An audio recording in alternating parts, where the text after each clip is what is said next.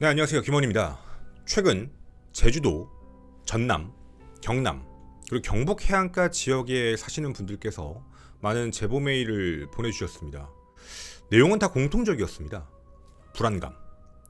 나도 그렇고 내 아이들이 너무 걱정된다 라는 내용들이 대부분 비슷한 내용을 주로 이뤘는데요. 특히 제주도 북부 지역 해안가가 지금 아주 난립니다. 아마 언론 보도를 통해서도 아시는 분들도 많이 계실 것 같은데요. 경찰, 수색견, 그리고 민간 바다환경 지킴이 분들까지 수많은 분들이 지금도 수색을 하고 계십니다. 바로 이 녀석을 찾기 위해서죠. 편의상 약이라는 말로 하도록 하겠습니다. 지금 이게 보시면 이거 그냥 티백 아닌가? 차잖아 라고 생각을 하실 겁니다. 맞습니다. 우롱차라고 적힌 티였죠. 그런데 이 포장지를 뜯고 그 안을 살펴보게 되면 그 누구도 상상하지 못한 내용물이 들어가 있었죠. 제주에서 발견되고 있는 차봉지, 그 안에는 케타민이 들어가 있었습니다. 일단 가장 가까운 날부터 얘기하겠습니다. 제가 오늘 방송하고 있기 전날이었죠. 11월 11일 오후 2시 20분 제주도 우도 있죠. 우도에 한 갯바위에서 이 티백이 발견이 됩니다. 우롱차 포장지가 담겨 있었는데요. 이 안에 담겨 있는 약은 무려 1kg이었습니다. 그리고 이게 10번째 발견이었습니다. 이로부터 약 4시간 정도, 4-5시간 정도 전에 같은 날입니다. 그때 제주 구좌읍 월정리에서도요. 똑같은 형태가 발견이 됩니다. 현재까지 제주에서 발견된 것만 총 10건. 그중 분석이 끝난 8건은 전부 케타민으로 확인이 됩니다. 그 8건을 케타민으로 확인됐으니까 무게를 재보니까 28kg로 나오게 되고요. 28kg 정도의 양이라면 약 90여만 명 정도가 동시 투약을 할 수 있는 양이라고 합니다. 나머지 2건도 똑같은 성분으로 포함해서 총 10건이 다 똑같다라고 얘기하게 되면 이 양은요 100만 명까지 올라가게 됩니다. 발견 지역을 좀 살펴볼 건데요.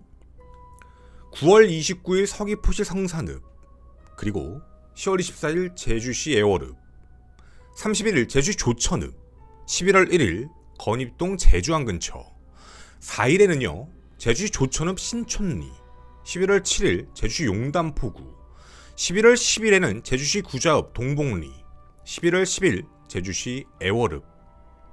보시는 바와 같이 대부분 제주도 북부 쪽 해안가에 집중되어 있습니다. 자, 물론요 제주시 북쪽만 그렇다라고 화가 나는 건 아닙니다. 다른 지역도 발견됐거든요. 10월 7일이었습니다. 서귀포시 성산읍 해변에 마대자루가 하나 통째로 발견됩니다. 근데 그 안을 열어봤더니 차예요. 근데 1kg씩 가루가 포장되어 있는 총 20개가 들어있는 포대였습니다. 이것도 약입니다. 앞서 발견된 그 약과 똑같은 성분이었죠. 여기서 끝나지가 않습니다. 10월 15일은요 제주시가 아니었습니다. 경북 포항 암곡리 해변에서 발견됩니다. 똑같이 우롱차 포장 형태의 1kg짜리 하나가 발견됐죠. 10월 26일에도 11월 7일에도 발견됩니다. 그리고 오늘입니다. 11월 12일에도요 포항에서 발견됩니다. 대한민국의 해안가를 중심으로 연이어서 발견되고 있는 이상한 물체, 약. 이에 대해 경찰은요 1kg씩 포장되어 있는 것들이 이제 진공 상태가 되어 바다에 있다라는 건 확인을 했고 아마도 해상에서 해류를 따라 유입된 것이 원인일 거다. 근데 이게 어떤 사고, 그러니까 말 그대로 우연 때문인 건지 아니면 대한민국을 노리고 한 건지는 아직 파악이 안 된다라는 입장을 발표했습니다. 자, 이 말을 얘기해보면요. 중국에서부터 대한민국, 일본 사이를 흐르는 크로시오 해류가 있습니다. 지금 보시는 바와 같이 발견된 지역들을 공통적으로 보면 그 해류가 지나가는 자리였죠. 그래서 포항에서도 발견이 됐구나. 그래서 제주도 북쪽 지역에서도 많이 발견됐구나. 이렇게 생각해 볼 수 있을 것 같습니다. 따라서 고의적으로 일부러 던지기 형식으로 해서 상륙을 시키거나 혹은 단속이 강화되다 보니까 이걸 바다에 그냥 버렸는데 그게 해류를 따라오다가 한국에도 도착한 게 아니냐라는 의문점도 있는 것이죠. 자, 지금도 계속해서 찾고 있습니다. 우선 이 얘기는 먼저 하고 지나가는 게 좀 중요할 것 같아서요. 해안가 지역입니다. 대한민국 서해, 남해 어디든 마찬가지입니다. 동해든. 해안가에서 이런 이상물체를 발견하시게 되면 바로 경찰에 신고를 하셔야 됩니다. 만지지도 마십시오. 무조건 신고를 하시고요. 이걸 만약에 소지를 하고 갖고 있거나 혹은 이걸 판매하면 강한 처벌을 받게 됩니다. 자, 그러면 궁금한 부분이 하나 있습니다. 왜 한국에 약을 갖고 오는 걸까? 물론 대한민국 내에서도요, 약을 만들어서 판매하는 조직이 검거된 케이스가 좀 있습니다. 근데 그보다도요, 세관을 뚫고 들어와서 해외에서 가지고 들어오는 약의 규모들도 엄청나게 늘었죠. 이에 대해 얼마 전 캄보디아 사태가 있었을 때 중국 국적이라고 표현하겠습니다. 그 사람들이 했던 얘기가 아직도 저는 잊혀지지가 않습니다. 왜 대한민국에다가 뿌리냐? 이유를 이렇게 얘기하거든요. 첫째, 비싸서. 비싸게 팔려서. 둘째, 한국은 사형 선고가 없어서. 한국은 강한 처벌을 한다고 얘기를 하고 있습니다. 하지만 중국과 다른 나라들에 대비해서는 한국은 강한 처벌이 아니라고 그들은 느끼고 있는 거죠. 자, 그럼 왜 비쌀까요? 한국은요, 철옹성을 분명 꾸리고 있습니다. 분명한 건 세관에서, 검문에서, CCTV 모든 것들이 한 번의 인프라가 움직이고 있는 치안이 굉장히 좋은 국가입니다. 따라서 수요와 공급의 법칙상 공급이 들어가는데 많이 걸리죠. 100%다 걸러낼 수 없습니다. 이건 물리적으로 불가능한 얘기거든요. 그렇다 보니 들어오는 수요에 대한 부분에서 금액들을 높게 다른 나라들보다 책정이 되고, 또 하나 캄보디아 사태 보셨죠? 이런 총책들은 한국에 절대 안 들어옵니다. 넘기거든요. 검거는요, 한국에 있는 조직원들이 다 검거되고 다 떠안고 들어갑니다. 꼬리 자르기도 너무 편하죠. 자기들이 검거돼도 큰 처벌? 큰 형량? 아유, 중국에 들어가는 것보단 낫지 뭐. 거기 들어가면 사형이니까. 이런 생각이라는 거죠. 한국이 정말 강한 처벌을 요구할 수 있는, 얘기를 할 수 있는 상황인지도 사실은 다시 한번 고민해봐야 되지 않을까라는 대목이기도 합니다. 우리 모두는 불안해하고 있습니다. 혹시 기억하시나요? 제가 방송한 지가 좀 있으면 10년이 거의 다 돼가는데요. 제 방송 초창기 때 많은 분들의 도움으로 그때 이런 얘기를 했던 게 기억이 납니다. 대한민국은 청정국이 절대 아니다. 이미 많이 퍼졌다. 근데 제가 방송을 했을 초창기 때만 해도요, 제가 그런 이야기를 하면 댓글에 분명 이런 것들이 많이 달렸습니다. 그건 돈 많은 사람들이 하는 거야. 그건 높은 사람들만이 하는 거야. 일반적인 사람들은 할 수도 없어. 이런 의견이 지배적이었거든요. 그렇게 우리는 골든타임을 놓쳤습니다. 점차 대한민국은요, 그 안에 있던 것들이 썩기 시작했고 퍼지기 시작했죠. 이젠 좀잡을 수 없을 만큼 커져버렸습니다. 10년 사이입니다. 지금은 대한민국을 청정국이다라고 얘기하는 사람은 아무도 없습니다. 많은 전문가들이 오랫동안 경고했습니다. 대한민국 위험하다라고. 제가 방송하기 전부터 했던 얘기들입니다. 싹 다 무시해왔습니다. 그리고 그 결과는 지금에까지 오게 되었죠. 실제로 2020년부터요, 2025년 8월까지 적발된 건은요, 4,349건입니다. 여기에 된 관련자만 해도요, 2,221명, 매년 증가 추세를 보이고 있습니다. 대한민국은 청정국이라고 사람들이 옛날에 얘기했지만 암암리에 매년 꾸준히 계속해서 증가하고 있고요. 들어오는 물량도 어마어마합니다. 약 검사 어떻게 하시는지 아십니까? 약과 관련된 성분들이 여러 개잖아요. 각 지역들마다 물을 검사합니다. 수자원 검사. 그 안에서 성분이 나오나 안 나오나. 왜냐면 대부분 물에다가 버리니까요. 대한민국 전국, 제주도 포함 어디든 다 나옵니다. 우리나라 안에 그만큼 존재한다라는 뜻이죠. 자, 이렇게 대한민국을 좀먹고 있는 그런 범죄자들, 정말 어느 정도의 규모일까요? 캄보디아 사태를 보면서 우리는 모집책과 유인책이란 단어들도 많이 보았습니다. 사람을 해서 캄보디아로 보낸다, 막 이런 이야기들도 많이 보셨죠. 그뿐만이 아닙니다. 대한민국 내 조직을 차리고요, 위장으로 마치 정상적인 회사인 척 페이퍼 컴퍼니를 만들고 불법적인 일을 저지르는 내용들도 굉장히 많이 얘기를 드렸습니다. 그리고 그거에 대한 검거 내용이 보도가 되었죠. 서울경찰에서 약 2년 정도를 추적한 걸로 알고 있습니다. 조선족 마약 조직을 잡았다라는 보도가 나왔죠. 총 122명입니다. 메스암페타민, 필땡폰 있죠. 그걸 유통한 부분입니다. 2023년 10월부터요 2025년 5월까지 3058회 1.8kg를 대한민국 땅에 뿌렸습니다. 유통책 56명 중 49명은 중국 국적 조선족으로 확인됩니다. 그렇게 대한민국에 퍼졌습니다. 아무렇지 않게요 대한민국은 썩고 있었습니다. 그리고 그 규모는 점차 커졌죠. 9월달 뉴스 기사 보신 적 있으신가요? 중국인 6명이 고무보트를 타고 중국에서 제주까지 440km를 달려옵니다. 미립국이죠. 밀항이죠. 여권 문제 때문에요? 아니요. 약 가지고 들어오느냐고요. 지금 이런 일들이 계속해서 발생되고 있습니다. 얼마 전 이런 일도 있었습니다. 2025년 10월 27일 제주도입니다. 경찰서에요 한 남성이 들어와서 아니 이거 폭발물 같아요 라고 신고를 하게 됩니다. 폭발물 위험하죠. 경찰은 신고 당일 저녁 제주시 조천읍에 있는 함덕리 한 호텔에서 한 남성을 검거합니다. 중국 국적의 30대 남성이었죠. CCTV를 확인해본 결과 무언가를 받아서 캐리어 같은 걸 움직이는 모습이 아마 보이실 겁니다. 이 캐리어 안에 뭐가 들었을까요?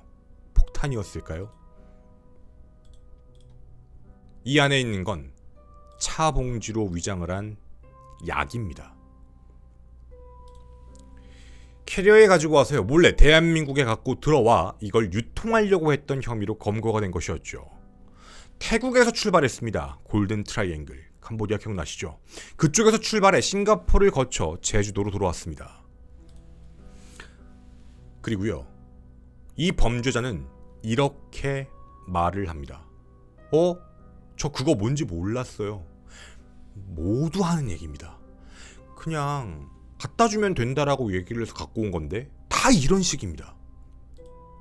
나중에 경찰 조사에서 밝혀진 바에 따르면요 중국에서 알고 지내던 지인이 요청을 해서 이거를 그냥 밀반입했다라고 결국 자백을 하게 됐습니다. 뭐 대가는 받은 건 아직은 없다. 뭐 완벽하게 넘겨야 대가를 주니까요. 자 이렇게 한국으로 계속해서 무언가들이 들어옵니다. 자 우린 여기서 세 가지를 알 수 있는데요. 첫째, 포장을 합니다. 차 같은 거 해안가에서도 보였고요 세관을 통해 들어올 때도 마찬가지입니다. 두 번째, 대한민국을 노리고 있습니다. 이건 팩트잖아요. 바뀌지 않는 진실인 겁니다.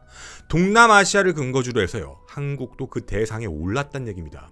세 번째, 우리가 앞서 봤던 것처럼 바다 같은 데서 이게 버려진 건가?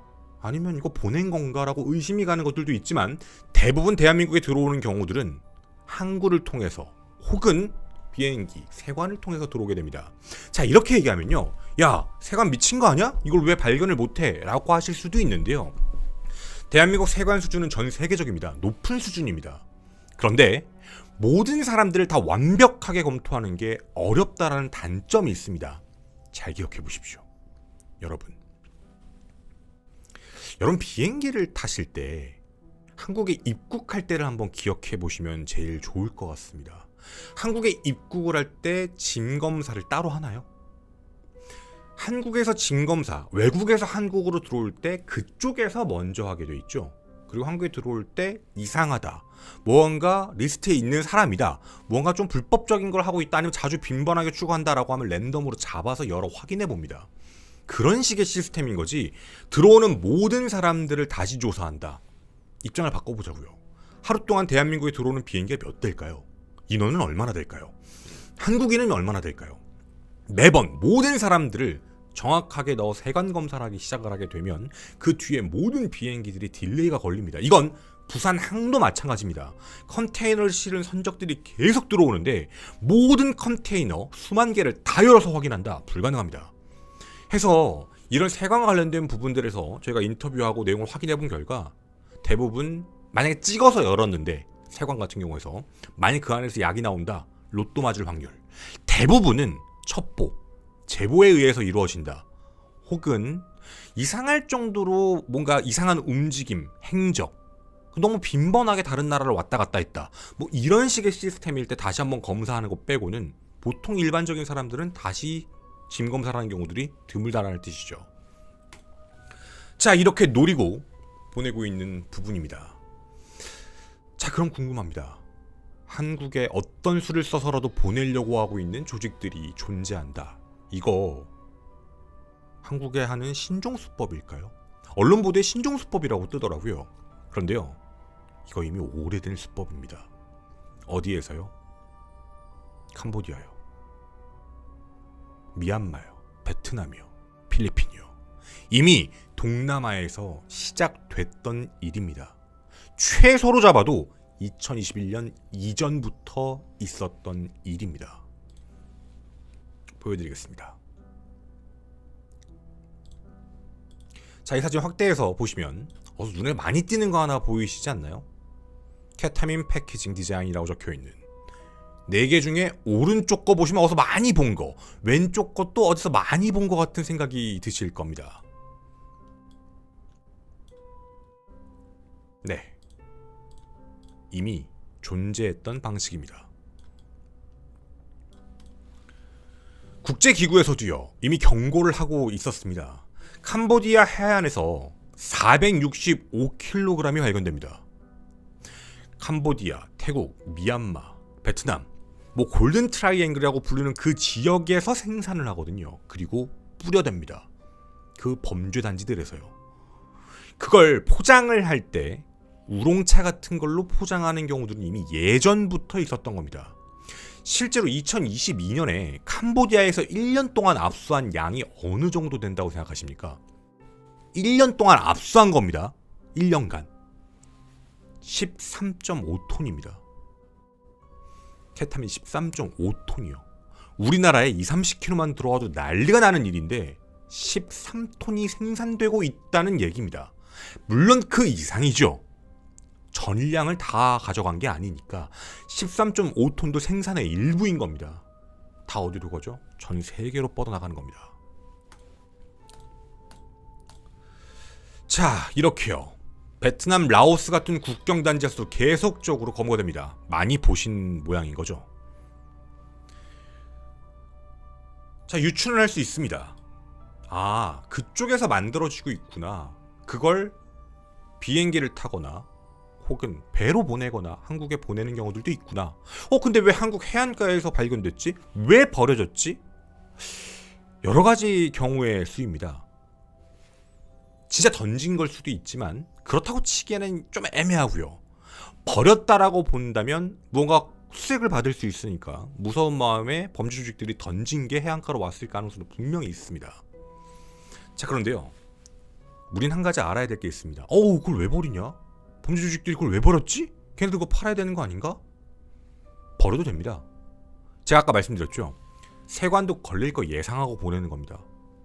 예를 들면 10개 중에 10개를 다 잡을 수 있는 나라 절대 없습니다. 10개 중에 5개만 잡아도 어마어마하게 많이 잡는 겁니다. 나머지가 들어오죠. 나머지는 희소성이 있죠. 그 나라에선 가치가 높아지겠죠. 이런 식의 시스템입니다. 어차피 예상하고 던지는 겁니다.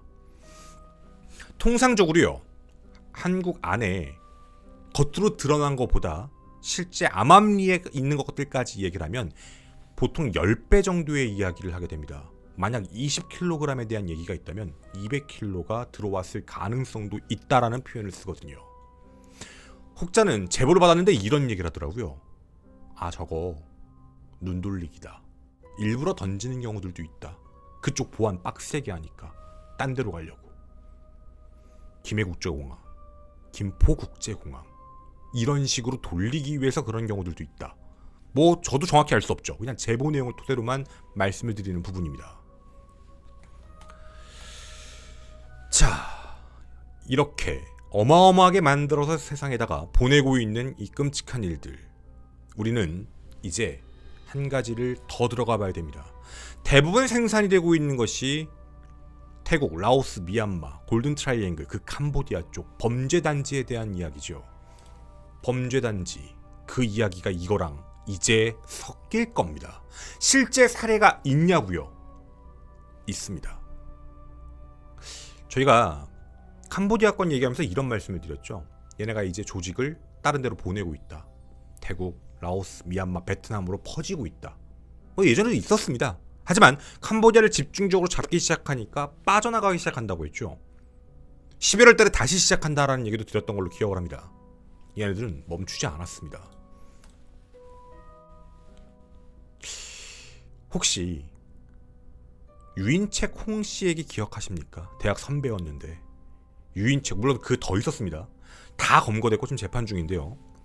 유인책 홍씨에 대한 이야기도 들어보셨을 겁니다. 그리고 다른 유인책들이 검거됐다라는 기사도 보셨을 겁니다. 한국에서 사람을 유인해 캄보디아로 보낸 사람, 유인책들 얼마 받을까요? 저희는 그 범죄에 대해 잘 알고 있는 사람들의 제보를 받았을 때 공통적인 이야기를 들었습니다. 30에서 50만 원이다.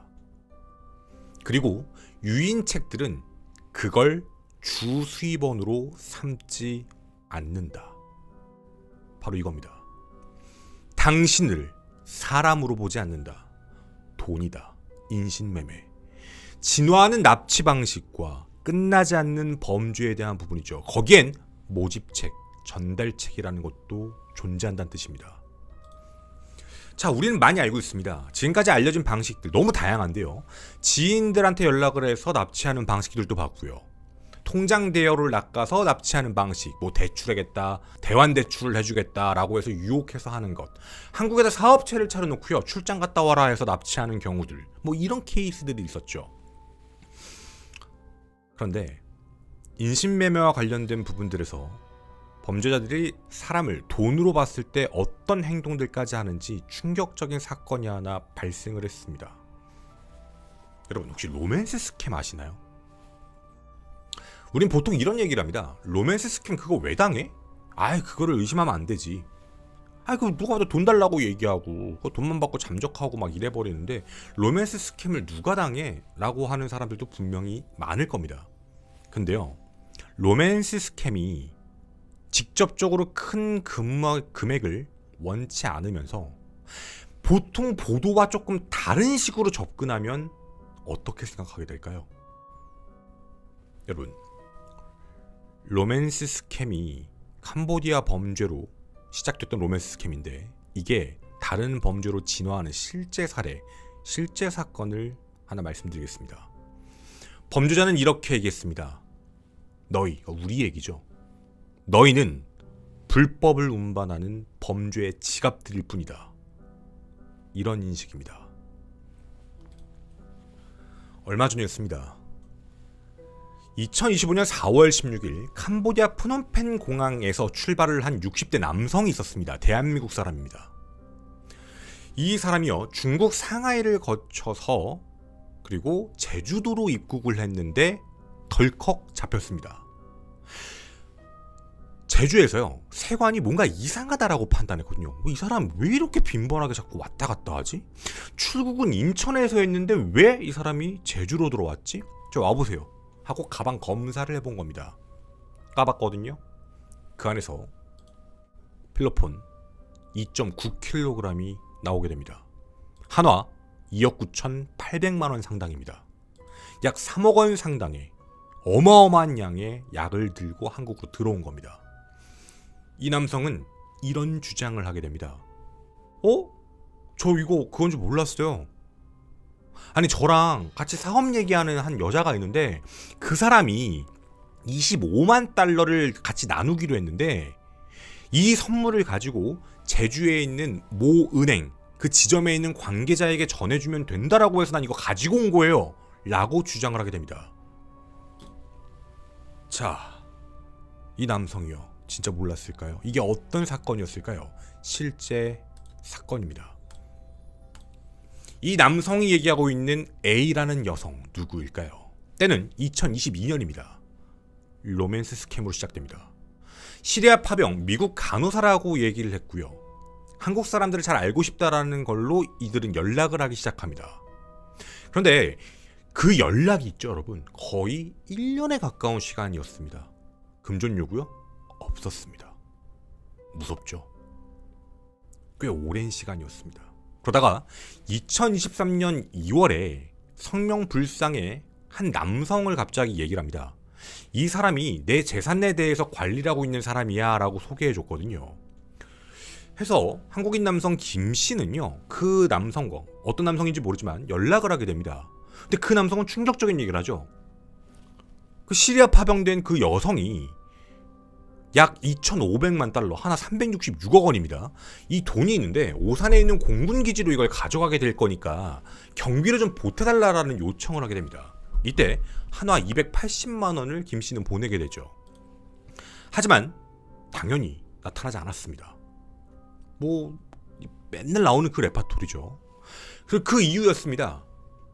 여성 A씨는요, 아 미안하다, 이 사람도 나를 속였다 라고 얘기하며 실제로 오산 공군기지에 돈을 가져가게 되면 나랑 이거 5대5로 나누자 라고 얘기하고 그 부분들에 대해서 같이 공유를 하는 시간들이 계속해서 이어집니다.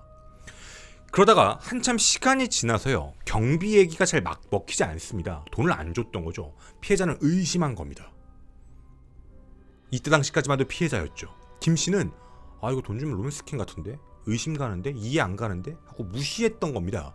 그런데 여성인진 모르지만 이 A씨가 완전히 다른 방식을 얘기합니다. 돈 보내지 마요. 돈 보내지 말고 오세요. 내가 얘기하는 대로 가면 서류를 줄 거예요. 그 서류를 가지고 한국으로 가서 내면은 그 돈이 나올 겁니다. 그 돈이 2,500만 불이 나오면 반반씩 나눠 가집시다 라고 얘기를 하죠. 이 남성이요? 로맨스 스캠하고 다르죠. 자기가 돈 낼 게 없거든요. 그리고 실제로 외국을 갈 때마다 항공이랑 숙박을 다 예약을 해줍니다. 이 남성이 어떻게 왔다 갔다 했냐면요, 2024년 9월에는 라오스를 갔다 왔고 2024년 12월에는요 캐나다를 갔다 옵니다. 24년 12월에 22일에는 또 마카오를 갔다 오고요, 25년 3월 1일에는 사우디아라비아를 갔다 왔고, 그리고 이번에 검거됐던 25년 4월 12일은 캄보디아에 갔다가 제주에서 잡혔던 겁니다. 어떤 일이 있었을까요? 서류를 받으러 갔답니다. 2,500만 불을 받을 수 있는 그 인증 서류. 근데 그 서류를 줄 때마다 가방을 하나씩 줬다고 해요. 자기는 그 가방을 열어보지는 않았다라고 표현을 합니다. 진실인지는 알 수 없죠. 하지만 그 가방에 대한 부분을 항상 줘서 어디로 가라고 해서 그쪽에 가서 그걸 전달해 줬다고 합니다. 이거 다 뭐였죠? 약입니다. 라오스, 캐나다, 마카오, 사우디아라비아, 그리고 대한민국. 전부 다 돌아오는 건 대한민국이었습니다. 한국에다가 약을 뿌렸던 겁니다. 로맨스 스캠으로 이 사람이 당하지 않았던 겁니다. 이제 범죄자의 입장으로 돌아가면 캄보디아 내 범죄 조직들이 60대 남성 김 씨를 대상으로 로맨스 스캠 범죄를 시작합니다. 오랜 시간 동안 했지만 돈을 더 이상 주지 않습니다. 그럼 원래 끝내야 되죠. 근데 이걸 다른 수로 전환시킵니다. 바로 약의 전달책으로 말이죠. 왔다 갔다 할 수 있게요. 그리고 그는 이 범죄 혐의에 대해서 유죄 판결을 받습니다. 바로 미필적 고의에 의한 범죄 행위로 판단됐죠. 징역이요 3년 6개월을 선고받았습니다. 자, 이처럼요, 돈이 된다라고 얘기하면 어떤 범죄든지 아무렇지 않게 저지릅니다. 자신들의 방식을 변환하기도 합니다. A라는 범죄로 데리고 왔다, 이게 잘 안되면 B로, C로, D로 돌리죠. 이거 모집책과 유인책도 똑같습니다. 모집책으로 있는 사람들이요, 왔다 갔다 하는 사람들이 있거든요. 캄보디아에. 그 사람들이 맨몸으로 왔다 갔다 할까요? 절대 아닙니다. 이런 케이스들도 있습니다. 야, 나 돈 많이 벌었어. 돈 진짜 많이 벌었거든. 내가 너희들한테 동남아 쏠게. 같이 가자. 무섭죠.